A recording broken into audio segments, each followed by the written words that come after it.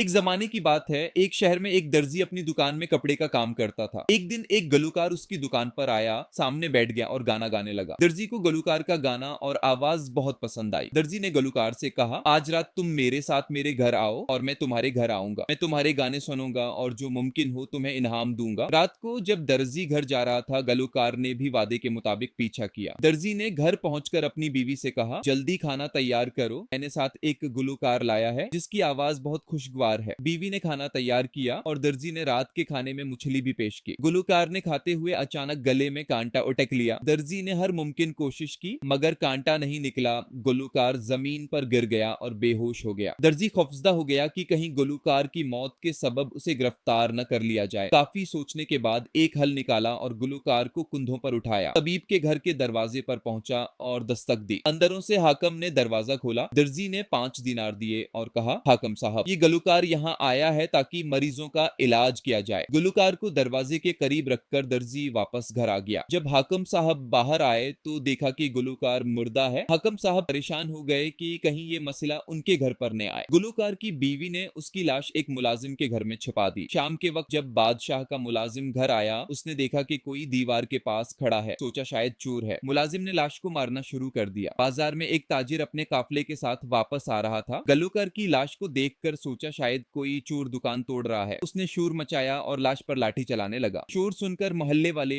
और सिपाही जमा हुए। सिपाहियों ने फायर किया और लाश के साथ लाकर काजी के पास पेश किया। काजी साहब ने लाश देखी और फारंगी और के ताजिर को कातिल करार देकर फांसी का हुक्म दे दिया। पूरे शहर में हुक्म जारी हुआ। लोग देखने के लिए जमा हो गए। उस वक्त बादशाह के मुलाजिम ने कहा, यह फारंगी बेगुनाह है, कातिल में हूँ। काजी ने मुलाजिम को गिरफ्तार कर लिया और फारंगी को छोड़ने का हुक्म दिया। दर्जी ने हाथ उठाकर कहा, साहब ये सब मेरी गलती है, गुलूकार मेरी वजह से मरा। सबको बादशाह के सामने पेश किया गया। बादशाह ने कहा, सब अपनी कहानी बयान करो। अगर तुम्हारी कहानी गुलूकार से जड़ी हुई है तो सबको रहा कर दूंगा, वरना सबको फांसी दी जाएगी। फरंगी ताजिर ने अपनी कहानी सुनाई। बादशाह सलामत, मैं मिस्र से आया हूँ। मेरे वालिद ताजिर थे, मैं भी कारोबार करता था। एक दिन एक नौजवान शख्स आया और सामान का नमूना दिखाया। मैंने कीमत बताई और 110 दिरहम फेस्ते की। बाद में उसने 1500 रुपए दिए और बाकी रकम मेरे पास रखी। कुछ दिन बाद वो दोबारा बाजार आया मगर बचत लेने से गरीज किया। 1 साल बाद जब मिला वो बहुत बुरे हाल में था, पुराने कपड़ों में। फारंगी ने बताया कि नौजवान शख्स ताजिर का बेटा था और वो एक खूबसूरत औरत से मोहब्बत करता था। औरत शाही खानदान से ताल्लुक रखती थी और उनकी मोहब्बत खुफिया थी। आखिरकार शादी हुई मगर बादशाही आदाब के सबब नौजवान शख्स को सजा भी मिली। नौजवान शख्स को शाम के खाने में लहसुन वाले पुलाव के सबब सजा दी गई। उसकी दोनों अंगूठियां काट दी गईं।